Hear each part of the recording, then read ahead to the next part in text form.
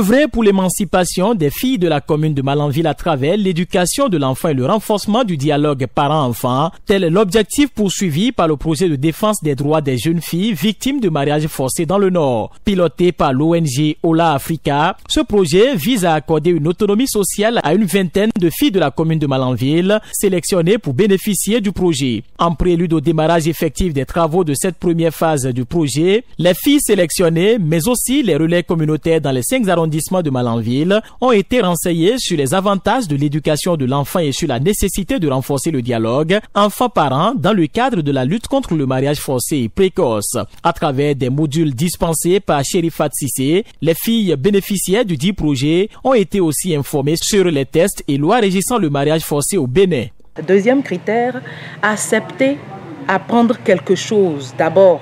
Et accepter aller à l'école, avoir le niveau de base minimum que la loi recommande, puisque notre code de l'enfant demande à ce que les enfants aient un minimum de base scolaire. Donc, que les enfants qui n'ont pas pu aller à l'école puissent accepter faire l'école de seconde chance. Lancé en juin dernier, le projet de défense des droits des enfants victimes de mariage forcé dans le nord du Bénin bénéficie du financement du Fonds pour les femmes francophones. Les 20 filles choisies pour la phase du projet seront soutenues à travers le financement de leur cursus scolaire ou de l'apprentissage d'une activité professionnelle. Le choix des bénéficiaires du dit projet ne s'est pas fait au hasard. Ces filles viennent des 5 arrondissements de la commune de Malanville.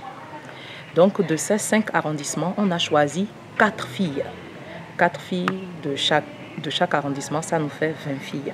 Le troisième critère, évidemment, que les parents acceptent ne pas donner leur enfant en mariage précoce et ne pas donner leur enfant en mariage forcé. Donc on est en train de nous engager à suivre les enfants jusqu'à l'âge de 18 ans. Donc ces 20 filles sont nos ambassadrices dans la commune de Malanville et elles vont donner l'exemple aux autres parents et aux autres filles de la commune de Malanville. Les 20 filles choisies pour le compte de cette première phase seront accompagnées jusqu'à l'âge de maturité, une initiative saluée par ces dernières.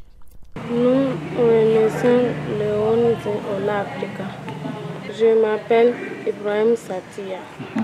Oui, je suis contente d'être ici. Je suis contente à ONG Ola Africa. Je m'engage à respecter avec le contrat de l'ONG Ola. C'est bon. Vous pouvez m'engager à respecter le contrat avec le ONG. C'est un ONG fait avec nous. Nous sommes très contents.